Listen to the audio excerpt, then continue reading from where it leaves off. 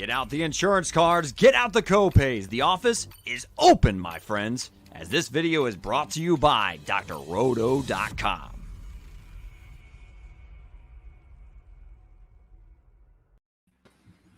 Good evening, my friends. How are you? It is the look back with, was going to be Sam and Maddie, but Sam had some travel plans get in the way tonight. So Chris and I have jumped in last minute to help you out. Maddie, are you happy that you didn't have to go solo tonight? I'm so happy. I don't know. I would have had to pull something out of my hat to be entertaining enough. I like it. And Chris, thank you for pulling yourself away from a little bit of League of Legends Worlds research to come be with us for a short period. Yeah, I did that whole solo video earlier, and I didn't pull anything out of my hat. It was tough. I can't do solo. I just don't do it if I have to be solo. I got to be clear. Well, welcome to drroto.com, your daily prescription of fantasy sports. This show is going to be live after Monday Night Football every week with Maddie and Sam. So make sure you're turning in roughly at 11:30 Eastern, the proper time. Okay. To be thinking about is Eastern all the time, not Central, not Western, Sam, if you're watching this later, but Eastern. That's the only one people care about. Just saying. She's like silence. Speak for yourself. Moving on. Not all giving right. that any attention. Well, DFS was okay for me season long, thanks to Eckler today. I did pretty well. How about you this week, Maddie? How was your teams? I tweeted this out. I have a couple of regrets. I picked up the Titans defense in like 4 of my leagues. So, yeah. That's okay. I did that with the Lions. That didn't work out for me either. Not so great. I also sat DJ Moore on accident. Oops. Yeah. Well, I had Patterson on 2 benches, but he probably should have been on 2 benches. Whether he stays there from now on, we'll get into that later. How about you, Chris? Did you have a good seasonal week? I know DFS was me. I mean, DFS was super close, man. It's one of those things that you look back, and I don't like to say, oh, what if, but like, what if I played Deebo Samuel over DK Metcalf and won 200,000? And what if I had put my best lineup in one of the high stakes ones and won 40,000? What if I did both of those things? But seasonal was good. I think the only league that I lost in was inexplicably a league that I have Terry McLaurin, Darren Waller, Ryan Tannehill, all playing on the same team, but. I'm gonna have I won the other 4 though. I got a little B43. Have you ever had B43, Chris? No, I haven't. It's the old nice little pale ale. Yeah, it's the brute version of their New England M43. So it's quite good. This is a sneaky plug you got going on here. No, I actually work for a different brewery, which is this one. Yeah, but just throwing it out there. All right, my friends, let's get right into it. Let's go back and take a look at that Thursday game. We had a Jacksonville team come so close to getting their first win on the year, but Cincinnati pulled it off 24-21. Obviously, the Chark injury is big for some seasonal people. If you listen to Chris Emmerich, you wouldn't have him on any of your team. And CJ Uzomah dominates. What did you think of this game, Maddie? I honestly wasn't sure who was going to pull it out. I was kind of hoping Jacksonville would get something. But to be honest with you, I have Mixon, and that's about it, who is playing. So Mixon is banged up. I haven't looked at the injury report yet. Is he going to miss a little time, and are we interested in Evans?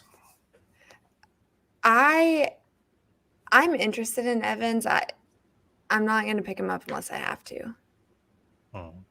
Chris? See what else is on the board. No, I mean, from a fantasy impact,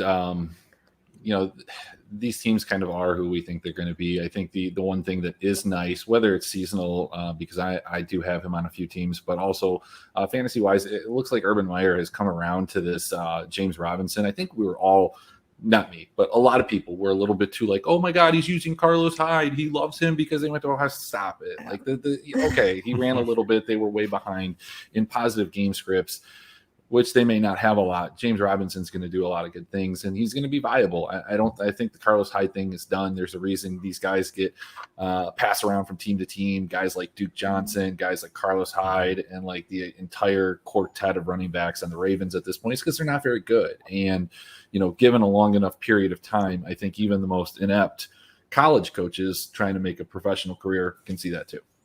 Well, I think that he wants to get some media off of his own personal issues from this weekend. So maybe he'll actually, coach some good football going forward. Maybe. I mean, it's not a good team. So yeah. Who knows? I would just like to see James Robinson repeat last year. But the Jags offensive line did look a little better. They've made some improvement. Let's pump the brakes a little bit too, though. Like Cincinnati is a very fraudulent 3-1 team. I don't think they're bad. They're much better than they were last year, and they do have some promising pieces, especially from just a fantasy standpoint. But this is not a 3-1 team. They've just it's not terrible, but this is probably one of their best defensive games that they've had. Also on the front. So far, that's not saying much. not when it's Jacksonville on the other side, right? I'm trying to find some good in this situation. Well, let's just move on then. Let's take a look at the next game here. We've got the New York Giants coming in to New Orleans and sneaking out the win, 27-21. Man, Daniel Jones looked good. The Saints totally seem lost to me. It seems every week they're trying to do something different. I don't know what they're trying to do. It's not working. I thought their defense was like the key point of that team, and then their defense got shredded. Chris, what did you take away from this game? It's just the same old thing. It's like you want to play Alvin Kamara because he has 2 touchdown upside, but it's actually Taysom Hill that has 2 touchdown upside, and it just doesn't make any sense. It's incredibly frustrating. Was it Drew Brees? Look, Sean Payton is one of the fakest sharps out there. Like, why? Why do you keep running Taysom Hill? Okay, he gets in, but so could Alvin Kamara. But like, why do you do it? Like, how can teams not stop it? Is the other thing. Is like, that's you know what is going to happen. Like, I think that they just think that they're going to trick him and they're going to throw it or something. But like, this guy's going to touch the ball 3 times a game, and he's not going to pass it at this point because those are the only 3 opportunities he's going to get to touch the ball. So it is frustrating because Alvin Kamara has been a great play the last 2 weeks at his ownership. The opportunities have been there, especially last week when he got the early touchdown. To not be able to get a second one to kind of just cap it off is frustrating. He's breaking tackles, though, so he's making moves after he gets the ball, which is – I didn't think he had that in him this year to be consistent with. I mean, if he could score a touchdown, I mean, just at his price in DFS, it's kind of what you need. He's getting, 150, 200 yards total, like combined. So you just need the touchdown to go with it. And it's going to be there. It's just, you're just going to have to deal with these type of down weeks where other guys are getting it. The only advantage, I guess, to him is that outside of Taysom Hill, there's nobody else that's taking those touchdowns from him. There. Yeah, it's not Callaway. He had like Harris. Over 30 last game or this week. Yeah, I mean, they're using them. They're just – it's like you lose Mark Ingram, you lose Latavius Murray. You think like you don't have that situation anymore with that big bruiser. You do. It's your backup quarterback. So fair enough. Let's keep moving along.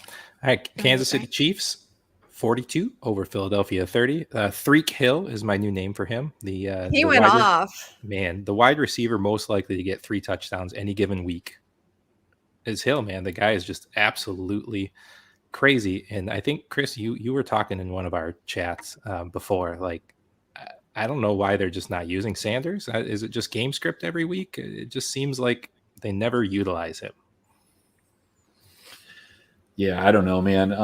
This Kansas City team, they've been on the main slate, I think, only 2 times, but I think both times they were pretty close to optimal. So you just have to find the right way to stack because this defense can't do anything. It's super frustrating that Miles Sanders couldn't get involved, that they don't want to run the ball with him. He looks fine when he's touching the ball, but it's good for Gainwell shares. I don't know. It's frustrating. Especially this week, because this is the week they should have ran the ball. Yeah, and they just straight through. They just didn't. I mean, it's mind-boggling. It's not like Sanders looks bad. It's not like it's a Mike Davis situation, which we'll get to. Sanders actually looks good when he touches the ball, but he only touches the ball like 3 or 4 times. And granted, Gainwell looks good too, but they don't get him involved until they're way far behind. And this is not a team. This is a team that can put up points, but they're not like a team that can put up points like Kansas City. So they're not going to win in a shootout no matter how bad this Kansas City defense is. And just this Eagles offensive line is banged up. It's just not a good year for them again. Yeah, it's frustrating. And Lane Johnson was out, which is that's a big key player. Oh, absolutely. It just seems confusing to me when the obvious game script is to keep the ball away from Kansas City, and they have a competent running team. They have a running quarterback. They have 2 good running backs on that squad, and they just didn't do it. It's just confusing. It's just confusing. So anyways, moving on. Houston, big old zero burger. Oof. When you look at that Buffalo 40 points, though, and you go look at the game box score and you look at the people who scored the points, like their kicker scored more points than half the people on a few of my fantasy team. So interesting game. What did you get from this one, Maddie? Buffalo really kind of made a statement, but was that statement Houston is really, really bad? Houston's not great, but I also have seen vast improvement from the Bills. I think their offensive line is finally meshing. For me, the Bills, it's just kind of like Josh Allen gets his pick of the litter. I mean, they're just stacked. They have a ton of different offensive weapons. Knox was a big surprise for me because I had him last year and regretted it. And this year I'm kind of kicking myself that I didn't pick him up, trying to get in there on that. And then Stephon Diggs. Yeah. Knox is this year's Robert Tonyan. Exactly. So you mean he's not going to be relevant for the rest of the year? This was his game, this pretty was much. His game. No, Tonyan had 11 touchdowns last year. He tied Kelsey for the lead in touchdowns from tight ends. Yeah, but like did very 7 or 8 of them within like a 4-week span in the first 6 weeks or something. So yep. That's what I'm getting at. I agree 100%. So how do you guys feel about Cooks? I'm trying to decide if I want to buy low on him or not. Yeah, I mean, if you can get them low, you're just going to have to deal with this type of week is that there are going to be times where they can't just do anything to give him the ball. But when they are able to, it's always going to be through him. He's the only weapon that they have. The problem is just competent, corners or good defensive teams are going to be able to eliminate him. And that's what you saw. I mean, Tre'Davious White, that was a concern. I think one of the teams that I pinpointed as a single stack, like you could stack the Bills, they're going to score a bunch of points. You can do Josh Allen and Stephon Diggs. You don't need to run it back. Right. But that didn't work out too. I think I'm going to be able to get him for cheap after this week. Then I would go for it. Absolutely. Depending on who's watching this. I'm super interested in seeing what becomes of Zach Moss when he has that backfield to himself eventually. He confuses me. Didn't he have more than Singletary this week? I think I put that in my notes somewhere. They were equal. They were equal in shares. Were they equal? It was both 14 carries, 79 yards for Singletary, 61 for Moss, but Moss had the touchdown. And then in the passing game, they both had one target. It's just Singletary caught his. Yeah. Well, anyways, let's continue on down the road. Carolina 28 to Dallas 36. Basically, Carolina without CMC. I mean, Hubbard is no CMC. That was a given, but even more provable now. It's basically just Sam Darnold and DJ Moore. That's it. That's the entire team. That's the entire offense. They don't seem to remember that Robbie Anderson can catch a ball. Can he though? I mean, right? It didn't look like it. He had 11 targets. That's true. Maybe he had 11 targets. Brandon Zolstra had 2 and he caught them. Yeah. Robbie Anderson had 11 and he caught 5. I understood some of the hype and I even bought into it because, I don't know. I'm a sucker for Robbie Anderson and I buy into his hype like every single season. He is going to have that stretch of games where he's going to absolutely go off. But he's just never been that consistent wide receiver. To be fair, neither is DJ Moore. Not to this extent. But it's just absurd the way that this offense is funneled through him and that Sam Darnold decided to run 2 touchdowns in. I was shocked. I was like, Sam Darnold can run? He's like RPO king. I was floored. Twice. Yeah, and I mean, he had a couple of those back in when he was in New York, just games where he would run the ball. He's very I think he's a lot like Daniel Jones in the sense that they have that ability, but they just don't look fast. But in the open field, that they kind of are. But I was really wrong about Sam Darnold. He's played very well this year. His reads are getting faster though. He's not overthinking as much as he did with the Jets. Well, I mean, let's be fair. His read is, where's DJ Moore? Is that DJ Moore? That's not DJ Moore. Where is DJ Moore? There's DJ Moore. Let's throw it to him. It's like I love it. Now they're even running the ball, but I didn't think Rodney Smith was going to get as many looks as he did. Well, when Robbie Anderson's not catching the ball, I mean, geez. What are you going to do? Mm-hmm. Yeah, I think the big disappointment for a lot of people was Tommy Tremble. I heard some chatter about him. I never even considered it, nor did I consider Ian Thomas. I guess I thought this game had I knew that there was a possibility that this could be a high-scoring game, but I was kind of hoping that it wasn't going to be, especially with the ownership that was tilted towards Amari Cooper. Most of mine was CeeDee Lamb. I don't know if anybody's seen him since week 1, but I sure haven't, and I've been playing him. The downfall of Ezekiel Elliott was a little bit premature after week 1, it appears. Yes, he has ramped it up over the last couple weeks. Yeah, for sure. Tony Pollard, though, still scoring points and still probably a flex play every week. He's hanging in there. I like that nice little running back duo they have there because they're two completely different backs, but they balance each other out really well. Yeah, and especially Dallas is looking good. Yeah, in games like this where they're both getting, enough touches,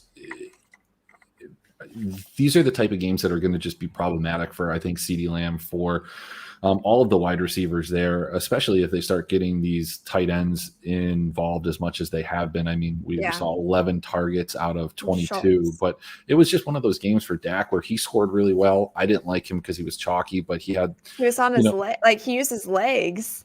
I know it was weird. I kind of liked it. Well, it's not even that, too. I mean, yeah, of course. I didn't think that he still had that, and I don't think he wants to go to that. But, 4 touchdowns, 188. This was just like Jameis Winston in week 1, where it felt effortless because he didn't do a lot, but he just blew up fantasy-wise. Yeah. Yes. Seemed like he was taking advantage. Like Elliott was getting them down there, and then he was capitalizing on those short, 20-yard and in opportunities. Yeah, and I don't think anybody was tricked by this Carolina's defensive ratings. I mean, I still think they're a good defensive team, but you just looked at who they played and said, like, you might be for real, but you're not like this good. Yeah, take it with a grain of salt. I still want to give up on CeeDee Lamb though, because I mean, his best looks are going to be when they're coming from behind, and they weren't in that situation. So, and the Panthers defense have actually been pretty decent at shutting down wideouts. I guess the other concern I might have with CeeDee Lamb is just the dynamic of this offense without Michael Gallup, who's obviously their best wide receiver. And clearly. So of course, 100%. And so when he's not out there, I just think that all the eyes go to everybody else because, you have to dedicate like 3 or 4 guys to Michael Gallup by himself. It's true. And, it opens up stuff for everybody else. Maddie's not laughing because she doesn't understand that Chris Emmerich is the premier worldwide Michael Gallup truther and has been for several years. And I did not know that. And if it was not in the rookie year when he dropped, when he was a different version of Marquise Brown, it wasn't even he was dropping him; it was just Dak never threw the ball properly to him. Yeah, he's a once in a generation talent. Truly, he just hasn't been healthy enough to show what he can do.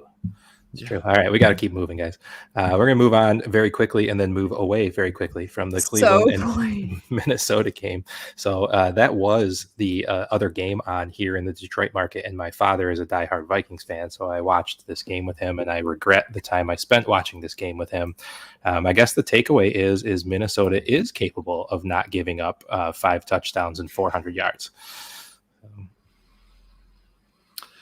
Yeah, well, and what's frustrating is that for the last 2 weeks, I have heavily bet Nick Chubb touchdown props, and he was almost automatic like every time last year, and then and this was a reoccurring theme, not just with Cleveland. Cleveland was probably the worst example of it.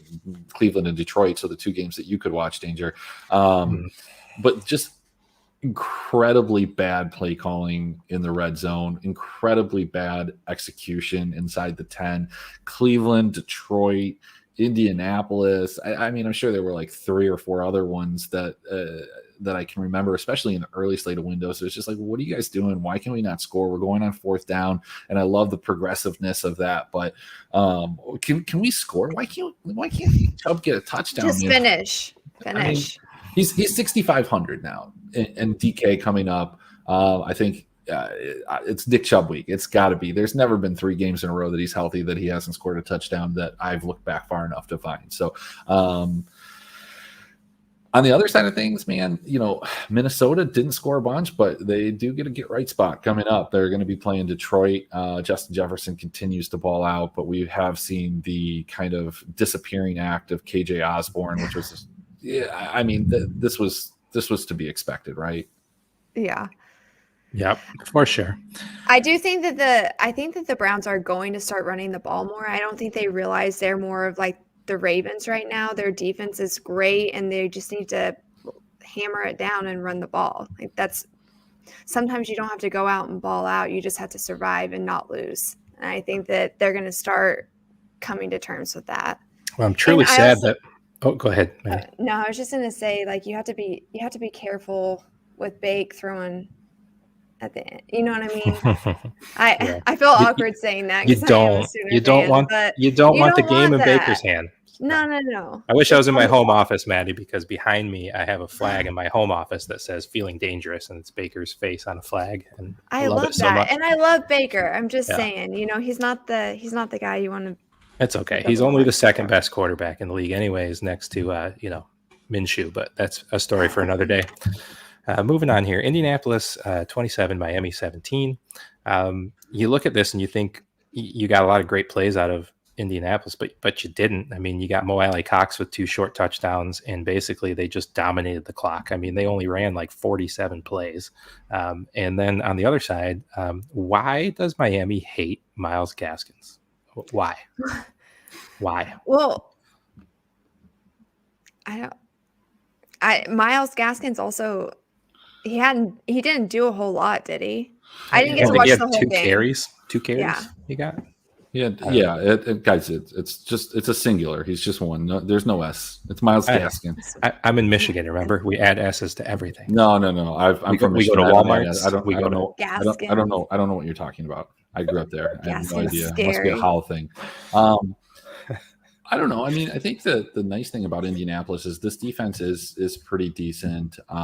Jonathan Taylor's look good. I wish they would just give it to him more. What Marlon Mack out of nowhere gets 10 carries. It's okay. But offensively, everything kind of revolves around like Michael Pittman in the passing game. Again, I think people were a little quick to dismiss him after week 1. But yeah, dude, I have the same question. Like, what Myles Gaskin was arguably your best player last year. He's probably arguably still your best player, and you're not getting him involved. But hey, I've touted Mike Gesicki and Jacoby Brissett, and they kind of got there. Yeah. So close. Better than Justin Fields. Better than Justin Fields again. That's oh my God. Ooh. I don't remember who it was. It was one of the sports channels I follow on Twitter. One of the like Sports Nation or something said something about, get ready for the emergence of Justin Fields and blah, blah, blah, blah. And I wrote, no, just no. That was my only reply. No. I actually saw a lot of potential in him. I mean, it's not going to be this year, but I really do. I think that he's got potential. Oh, he's going to break the mold for Ohio State quarterbacks. Is that what you're trying to say? Yeah. And Bears quarterbacks. I don't know. I mean, sure. I mean, I think all of these guys have potential to some extent. They all do, yeah. But this quarterback class, I would not be surprised if they all just crashed and burned and failed. I wasn't shutting on any of these. You shut your mouth. Trey Lance is the answer. Oh, Trey Lance is just as bad as Justin Fields, man. Oh, yeah. Shut your mouth. I mean, about this. We got to move on. I can't talk about this. We're not even to that game yet. I don't know. All right, 24-27, the Jets pull off the victory in one of the most ugly ways. I mean, you look at the box. Who saw this coming? Like, well, I mean, I did, but that's not. You did? Danger did call it on Saturday, and then I called it on Wednesday night. Yeah, you did. That's right. You put it in the comments. You totally did. Doc did. I kind of dismissed it, but look, I'm just going to chalk this up, and it happens when they lost their center. That offensive line, which is already shaky, fell apart, and yeah, I mean that's it. That's all. I don't want. I mean, Madi, you take it away. I have nothing else to say about this game. It's disgusting to me. I don't have anything good to say either, and I'm eating my words because I talked a lot of trash last week. Yeah, man. I still think the Jets suck. I think they look bad. They're going to look They're terrible against terrible. Atlanta. Their offensive scheme is bad. Robert Saleh is way overhyped. Some of these guys that get jobs, like there's a reason they didn't get jobs. It's like, why didn't this guy get a job? He's had so many interviews. Right, exactly. As somebody that used to do a lot of interviews, if you went through a lot of interviews and you didn't get a job, it's because you weren't as good as other people. And sometimes people are better in different positions. But, you know, it's just mystifying how they weren't able to get the run going earlier. And I just, you know, look, if they had capitalized on any of those first 3 drives instead of just field goals, and they had been touched, that game could have been 21-0, you know, very, very quickly. And I think the game goes a different way. I mean, obviously it's up 21-0 instead of 9-0. So not impressed with the Jets still, not impressed with Zach Wilson. Corey Davis has always been a baller. You know, I saw a lot of people from Tennessee were like, "Oh, why didn't you do this for us?" He did it like every other game. That's what he does. He doesn't do it 2 games in a row. Yeah.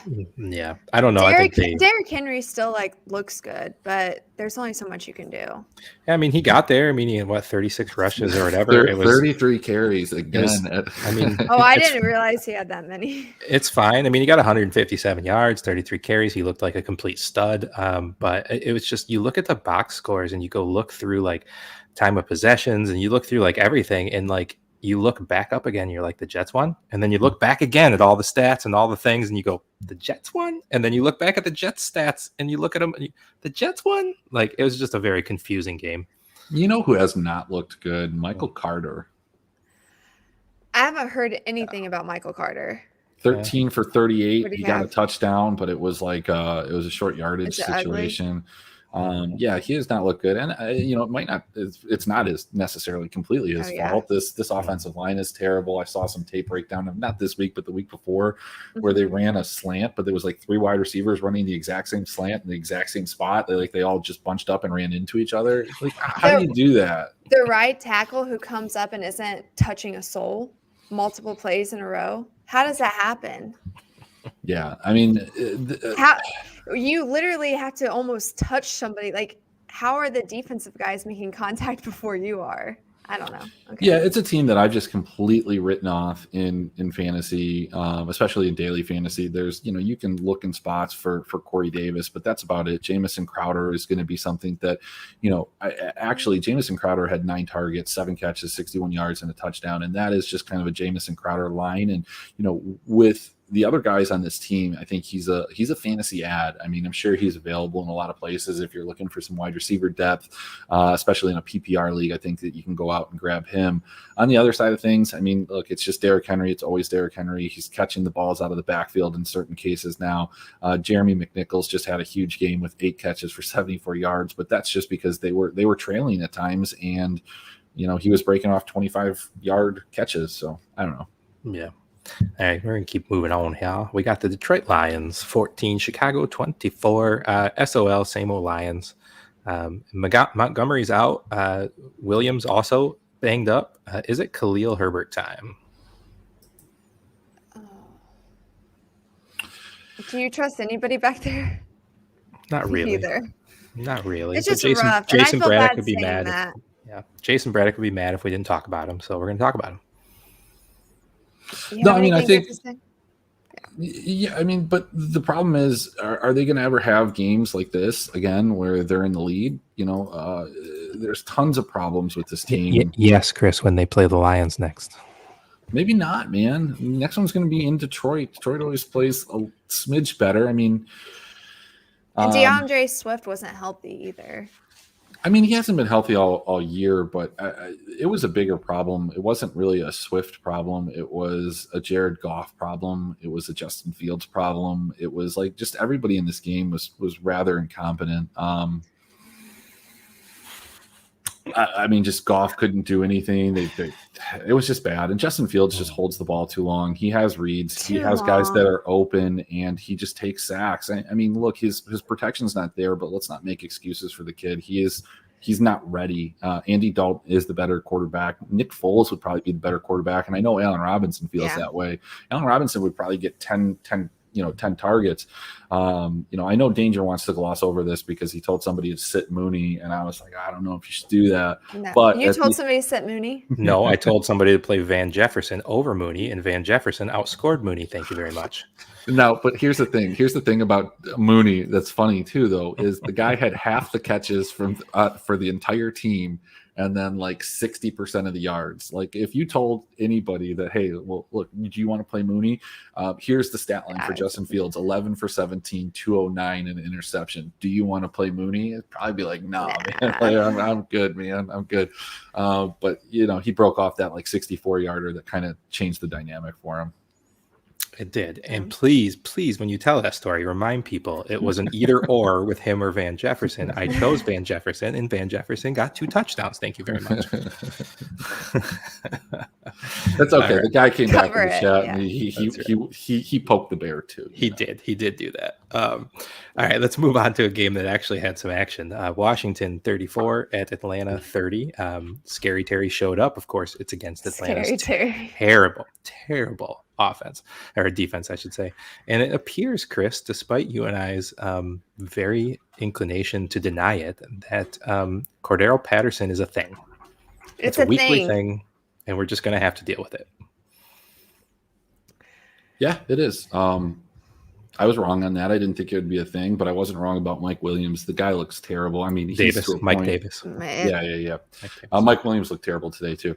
He did. But Mike Davis cannot create anything. He can't run. He can't break tackle. Like he's gonna have 1 or 2 games where he scores like 2 touchdowns just because they get into that situation. But he just looks terrible. This was a game that this was like the only game that I watched all of because it's on my local market. And man, I mean, it was everything that I really wanted it to be when I stacked it in most of my lineups. Matt Ryan went off. Calvin Ridley kind of should have gone off. He had about 100 yards in pass interference, and on 2 of them he almost caught him. And I hate that for fantasy, that like the guy creates a pass interference, but you get nothing credited for it. The other thing that was super frustrating was at the end of the game, they were up 2 points. They got the ball back with like 4 minutes left, and I just knew that they were going to run the ball. Like you haven't been able to run the ball all game. The other team has 2 timeouts, a 2-minute warning, and you run the ball 2 times. Like after you ran it on first down and it was ineffective, you needed to go to the pass. You needed to try and convert that first down. You didn't, but you decided to run it again, get another yard, and then a 3rd and 8 that you don't convert. And then just predictably Washington comes back and wins the game. I mean, it was so odd. Like Arthur Smith, what are you doing? The only way that you've been moving the ball is throwing it to Ridley. And man, Kyle Pitts, which is wild because he's known for running 12 personnel. He's known for giving the ball to tight ends. Where is that at? Well, I mean, Kyle Pitts dropped like 3 or 4 passes that hit his hands. I didn't get to catch all the game. Yeah, I only saw spurts because it's out of my market. Yeah, no, he dropped 3 or 4 passes. I mean, Pitts had 9 targets. He caught 4 of them. 1 or 2 of those were not his fault per se, but like there were 2 or 3 drops that were pretty bad. I mean, they were contested. It wasn't like he dropped it wide open like Marquise Brown last week, but he dropped a couple. So is it Gallman? Didn't he get a couple carries this week? Gallman had 6 carries. Cordell Patterson had 6 carries. And Mike Davis had 13, but Mike Davis 13 carries, 14 yards. That's a 1.1. This is like, yeah. I mean, Chris, I think he's bad at football. Yeah, I mean, and I don't think anybody ever said that he wasn't going to be bad at football. The thought was that he was just going to get volume in this offense, and he's just been so bad that he gets no volume. He's getting nothing in the passing game. Volume doesn't matter if you're 1-1. Well, I think that the big attraction behind Mike Davis was that, he had a couple of good games last year where he caught the ball a lot in a Carolina offense that was built to throw to the wide or to the running back.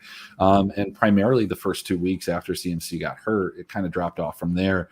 Matt Ryan threw the ball to running backs quite a bit last year, and that was the thought behind Mike Davis. And, I could get behind him at a 5, 6, maybe 7th round pick, but the guy is not going to be in the league next year.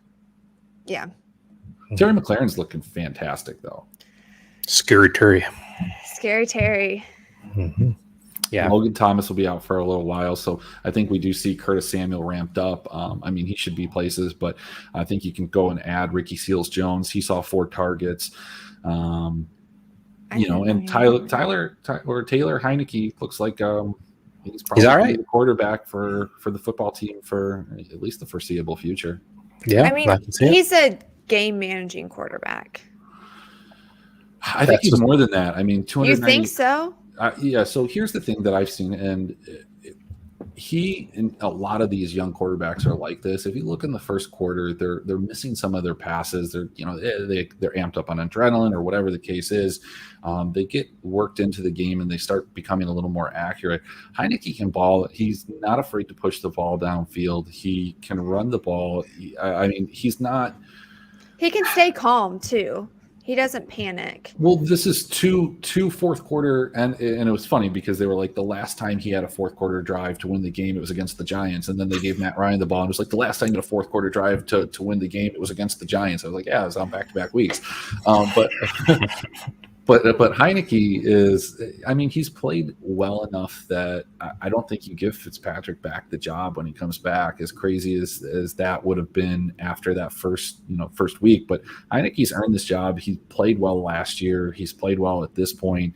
He's a young kid. I don't think that there's a lot of better options for you. You might as well try and develop him, might as well, at least for the rest of this year. It's just the defense is super bad. Which is wild because we all thought that the defense was going to be their selling point this year. Well, and it's crazy, how many people went out and drafted Washington football team defense early or the Tampa Bay defense early. And this is why you don't, is because defense is so difficult to predict on a year-to-year basis. Mm-hmm. And I don't know, they're not getting the same type of pressure, but at times they do. It's just the secondary is bad. And it could be a situation, like I said, with a lot of these teams, they're playing in different environments than they did last year. It shouldn't affect the defense, but I was going to say that I would think more offense, but well, hey, I don't know why. I'm trying to figure out why they're not playing well. You gotta I think everybody is. Everybody is. What happened in Washington? But it's true. Let's be honest. It's this entire division outside of Dallas is just really bad. And you have to remember that Washington won the division as a 7-9 team. And that's the other thing. It's like, they were in the playoffs. They played Tampa Bay really well. So people forget everything that got them there. Yeah. Terrible. All right, keep moving on, guys. The Seattle and San Francisco game. Sadly, my Niners lost. But really, when you go through this, it wasn't all that impressive of a game from Seattle. They commanded the clock more or less when they could, when they needed to. They actually lost the time of possession battle, but they took advantage of the field position. They took advantage of their turnover on the muffed return, and they just scored when they needed to score. That's all that game really came down to. The story here, of course, is Trey Lance is going to quarterback for the next couple of weeks. That's not actually set in stone. They said Garoppolo. It's not next week. Maybe they said maybe. So I'm listening to some field reporters that I follow. Sounds like he's going to miss at least a week. But sounds like a Bears situation. Yeah, I don't think Shanahan wants to, based off of everything that he said. If Garoppolo can get out there, he's going to get him out there. I think so too. When I first said Trey Lance isn't ready.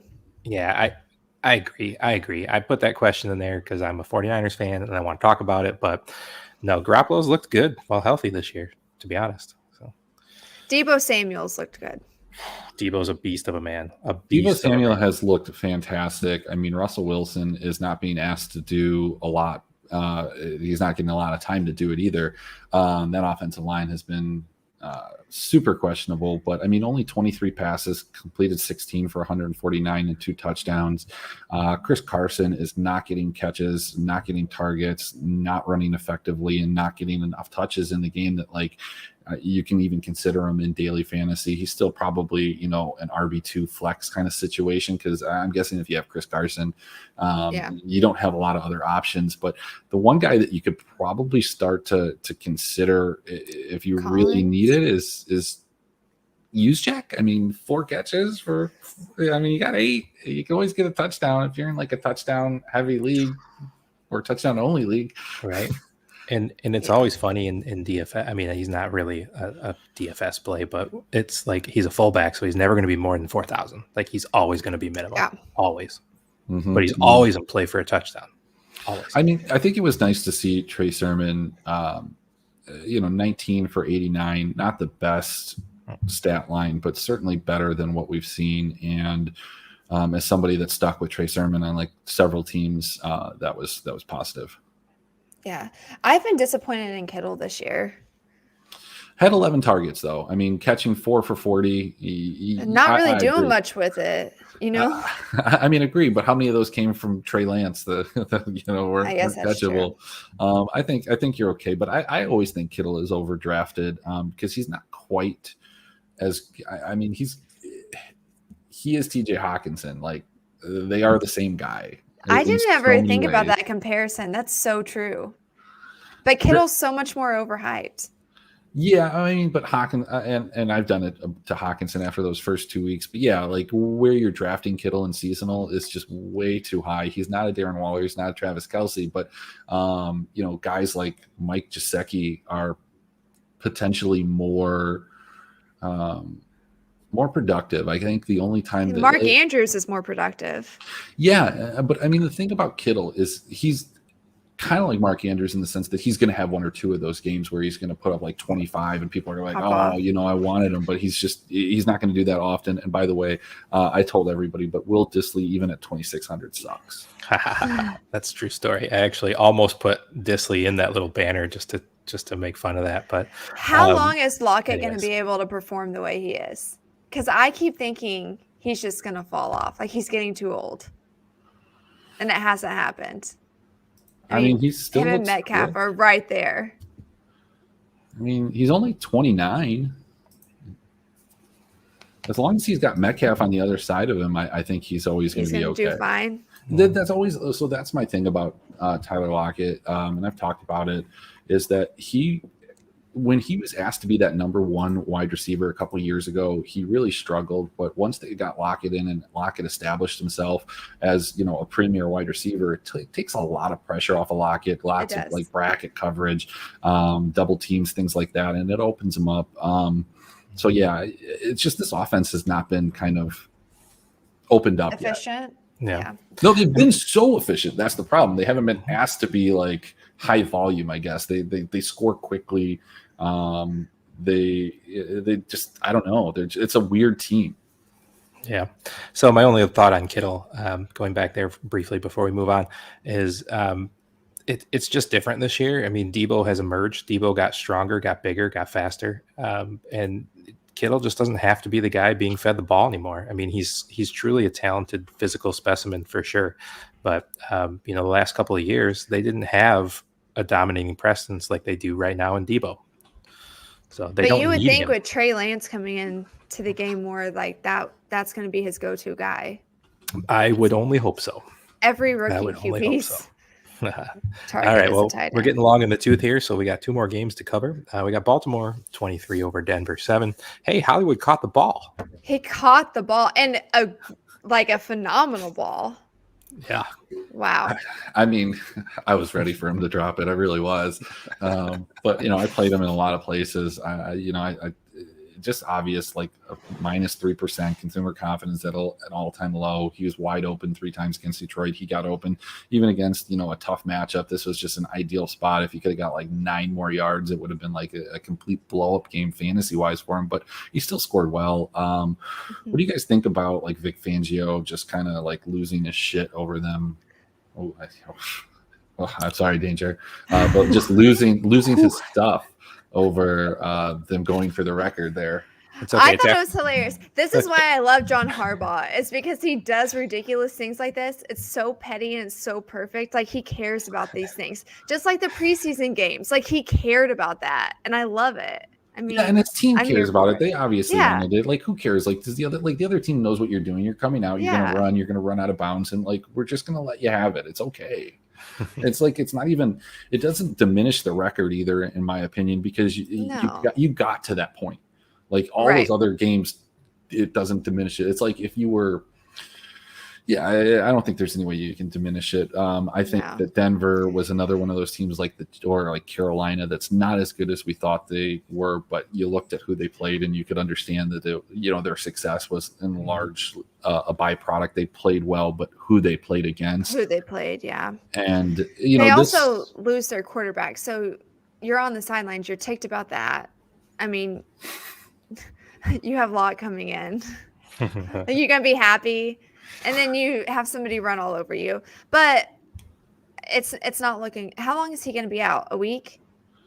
I haven't seen anything. But I mean, it is. I don't think it's a huge downgrade just because this offense is so funneled into a couple places. Noah Fant saw 10 targets, Sutton saw 8, and those are really the only guys you're playing. Tim Patrick maybe to some extent. But it's just it's a highly funneled offense, kind of like the Colts. On the other side of things, the one thing that, and I mean, you can add him our stash, but James Proche saw 6 targets, looked good, 5 for 74. Devin Duvernay, 6 targets. I don't know. I want a showdown slate so Devin Duvernay can run it back and score a touchdown and as a receiver too. I've actually been pretty impressed with Noah Fant this year.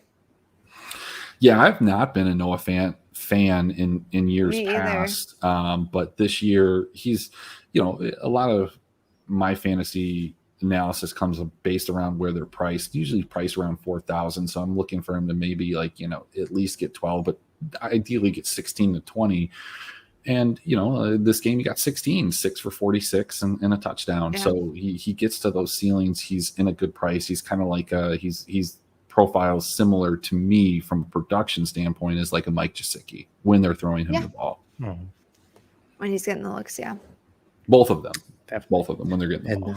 And Chris, don't worry about the potty mouth. This is Dr. Roto After Dark. This is it's after midnight on the East Coast. It's totally okay. Fine. It's totally fine. All right, last game, guys. We'll get the hell out of here. Tampa Bay 19, New England 17. I watched this, and the refs were so confused. They didn't know whether to fraudulently give New England the interference calls or fraudulently give Tom Brady the calls. They were so confused. They didn't know what to do. They just fraudulently called bad calls all night long. It was amazing. I'll be honest, I didn't watch the game. I like my fantasy team as soon as it was like Hunter Henry and then like Juju or not Juju. We got to talk about Juju, but yeah. Well, once it was Hunter Henry and Jonnu Smith scored a touchdown, I was like, look, I'm gonna go watch Squid Game. And I dropped both of them before this week. I was done. Yeah, showdowns have not been good to me the last 2 days, so I didn't watch a lot of it. I did know that there's a popular TikTok personality, a betting personality that has been on a super like cooler streak, not hitting things.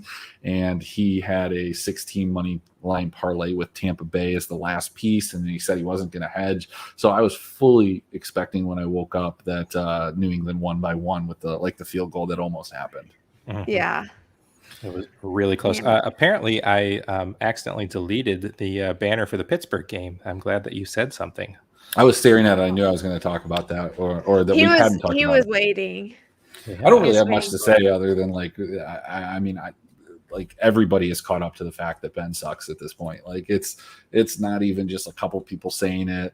I mean, I've been saying it since like last year. I know a lot of people have been saying it since last year, and it's just he looks terrible. It's not getting better. The offensive line is terrible. He's too old to be able to fend for himself in the pocket. It's just bad all around. I mean, it's his fault that they gave him all this money to come back. I mean, give me half the money, give me a quarter of the money. If I'm at the end of my career and this is it, yeah, you're gonna go take a couple, one more paycheck, and you probably don't think it's gonna be this bad though. The thing is they thought that their defense was gonna come out and dominate, and they were gonna hand the ball off and drive it down the field. Like that's what they thought was gonna happen, and then everybody's groins got injured. I don't know what you call that. Like everybody's below the belt is not doing well on the defense. Well, I mean, I think you said it right. You called it the groin. I think that's the term. I was trying to play nice. But like Dr. Roto After Dark. Dr. Roto After Dark. It's totally fine. No matter what, Deontay Johnson still a play every single week. 13 targets, 9 for 92. The ascension of Pat Fryermuth was a little bit early by some people. He's not there. You just play Deontay. You can play Najee if you want to. I mean, he gets 100% of snaps. Did you know that? Yeah, he does. He gets 100%. I've heard that once or twice. Oh, Juju. I don't want to like Juju. But he's up there. I mean, he's not. Well, the concern that I have with Juju primarily is that, and I haven't gone back to look at this, but I do think that he's running most of his routes out of the slot. I could be completely wrong. And so it is something that I want to look at, because he had 8 targets, but only caught 2 of them. And if he's running his routes out of the slot, he should be getting, favorable matchups, but he's just not doing anything with it. And you'd have to go back and look at the passes. Are they catchable? Is he throwing into coverage? That's the problem. There are a lot of things that come into it. Even like Devontae Adams had 11 targets and he only caught 6 of them. Yeah. He doesn't do much after the catch, though. He hasn't since he's gone to the league. Yeah, I mean, I don't think anybody on this, but nobody on this team does. I mean, this team is this team is a catch, dink, and dunk, and they kind of like fraudulently got to 11-0 last year, and it was just like, how do they keep doing this? And honestly, like, if Las Vegas had been able to win tonight and come back, I would have said, how did they keep doing this? 2 wins after being down 14-0, coming within a touchdown after being down 21-0 before just getting kind of shut down. I think Vegas is better than Steelers were last year, but this Steelers team, man, it's a rough. mess. It's rough. I bet you Minka Fitzpatrick is super happy that he got himself sent over here, right? The thing that sucks with the Steelers is like they don't have anybody better sitting on the bench. It's not even like they have a Foles just chilling back there. Who are you going to put in? Yeah, no, you don't. You don't have anybody groomed. I mean, there are probably some people that they can target next year. Maybe the guy on the other side of this game, Aaron Rodgers. But you pour all your money into Big Ben when you could have gone and gotten someone. Yeah, I mean, you could have gotten a Teddy Bridgewater at the very least as a stopgap. Yeah. You don't think that Teddy, what he's done in Denver, couldn't do something similar here with the weapons that they have? I think he probably could. I think so too. Definitely. All right. Well, guys, it is way too late. I have too many children to be up this late, and I've got to get the hell out of here. So any parting thoughts, Maddie? No. I'm actually looking forward to week 5 because I did not perform as well as I thought that I would in week 4. So week 5 is going to be a better week. I quit fantasy this week, so I'm not even going to play. That's not true. We're going to make better decisions next week. No, so Danger has a timeline. Basically, he has a DFS timeline where he just constantly sends me lineups throughout the week, and he's super optimistic. We go through the shows on Sunday morning, and then like a lot of us at 1:00, on Sunday, we're like, all right, we're going to win 1,005 hits. We're like, yeah, that's probably not going to happen. And then Danger, 2 guys that he doesn't even know who they are, scores touchdowns, and he gets kind of mad. And then his guys aren't scoring touchdowns. Then he says he sucks at DFS. And then around 4:00, he says he's quit and he's never playing again. And then at 7:00, he's talking showdown lineup. So that's like that's your thing. I can show you the WhatsApp chat. It is every single week. It is. Yeah, I played 20 lineups in the showdown last night. Oh. Sports betting is still illegal in Oklahoma. So I'm just over here. I don't think it's not illegal to bet. It's illegal to book. You can go play on places like Bovada. I tried to get on. Okay, I'm gonna have to hit you up and find out the underground thing. Just make sure you have some Ethereum or Bitcoin, and you're good. Yeah, and then just understand if you use your Cash App, it'll get shut down like mine did. Yeah, it took a year. Oh, really? Yeah. A year is plenty of time. I did when I was in Tennessee not too long ago. I was betting. I won everybody drinks. I won like $400 off one bet. And I love sports betting. Yeah. Yeah. No, you can go on it's not illegal to bet. It's like one of those weird things where it's like decriminalized in some ways, I guess. I don't know the exact legality, but you can get Bitcoin, you can send it there, you can deposit, and you can bet. The problem with Bovada is kind of they know that they're that niche, and so if you're trying to bet favorites, the line is always skewed, usually like 1 point towards the dogs, which is great. If you want the dogs and you want the points, you're going to get an extra point out of it. But you can do the same thing with like MyBookie. I think is another one that you could you can do that. So look, if it's Take legal it in your state, this is not financial advice. I'm not a financial advisor, and I'm not telling you to do something Disclaimers. illegal Don't worry. either. I'm going to edit this all out before I put it on the webpage. Okay. It's totally fine. All right. It's totally fine. All right. Well, we did a really good job of targeting 30 to 35 minutes tonight. And I appreciate all of your time as the clock ticks to 55 minutes.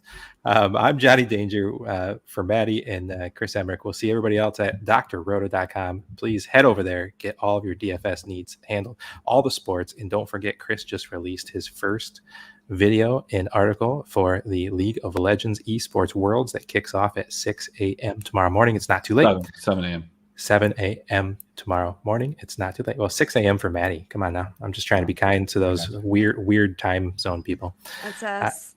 All right. Y'all have a good night. Thanks for stopping by the office. Get your fantasy prescription by subscribing to the channel and checking out drroto.com. And until the next visit, be well and take care.